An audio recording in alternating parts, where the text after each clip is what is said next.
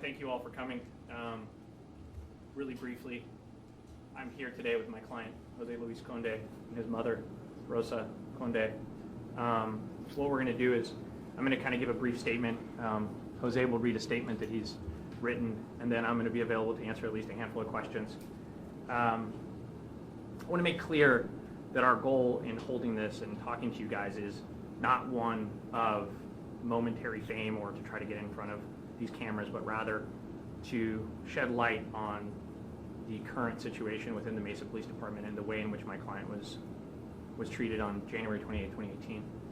At this time, there is no pending civil litigation. We're not here trying to seek money damages. We're here trying to exonerate Jose of charges brought about by the Mesa Police Department. I'm a defense attorney, and truthfully, honestly, my job is often at odds with law enforcement. Though I'll have to tell you that it's difficult to criticize the men and women who put their lives on the line to protect the community.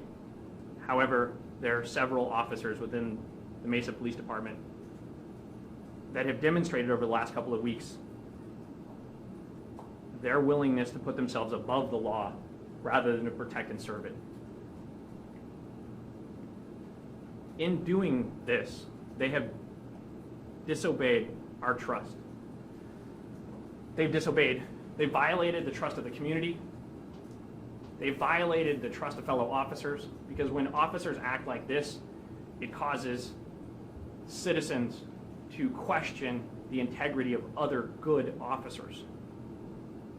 They violated the trust of prosecutors when they wrote reports that were at the minimum embellished, if not falsified, and these attorneys moved forward in prosecution, charges, and plea negotiations with the understanding that the reports were indicative of what actually happened that evening. They violated the trust of myself and my client. At a certain point, I had to advise my client whether to accept or reject a plea offer. I did this without the benefit of these videos, simply relying upon the reports. And the reports do not read well for my client. My client was unwilling to accept a plea. When we rejected that plea offer, we were told in court, and this is exactly what happened, the next offer we got would be substantially harsher, and it is. So we had to reject that offer. And that's the only way I could get a copy of the video. When I got the video, it took me some time to get it. It just comes as raw data, and there's no indication in Mesa's files to know which officer is actually responsible for any of the footage. I had to file a specific motion requesting that the court order the state to disclose, or for Mesa Police Department to disclose, who was responsible for videoing each one of those body cams.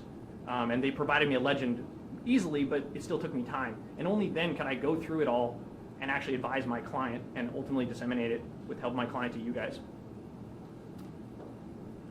There's one thing I want to talk about right now before I even answer questions, and I've seen it in the press, and I'm sure I'm going to hear about it today. It's the idea that, so there's one thing I want to talk about just to get out of the air, and it's the idea that Jose had arrests and charges for previous drugs and weapons charges. He's never been charged with any weapons charge. He admittedly was on probation, but he was on probation for an aggravated DUI. So these are DUI charges. There's no weapons. To basically put forward the idea that he has weapons charges is to perpetuate a false narrative put on by the police that justify their actions. That was said by those officers to get him out of that car, and then ultimately when they used that violence to say, well, we were doing it in furtherance of police safety. And that's just not true. Again, I want to underscore that I don't believe that the actions of these officers are illustrative of police in general. However, I think it is important that the public know what took place that night. Yeah. With that said, Jose has a statement he'd like to read. If you guys don't mind, he's going to read it in English first, and then I believe he's going to read it in Spanish as well. Yeah. Well, thank you guys for your time. My name is Jose Luis Conde. I'm 23 years old, and on January 28, 2018, I was the victim of a brutal assault at the hands of Mesa police officers. The facts are simple, and they are these.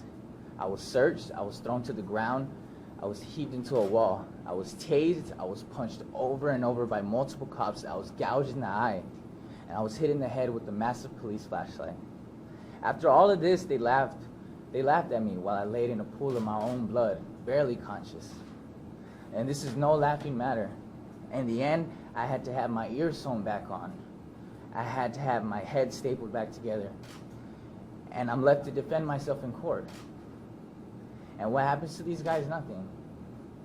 They don't get charged with anything. They just go back to their jobs, and they possibly do this to other people, and that's unacceptable. No. But I do want to thank the media for bringing the actions of these officers to light. My hope is that my case can bring meaningful change within the Mesa Police Department and justice. Thank you for your time.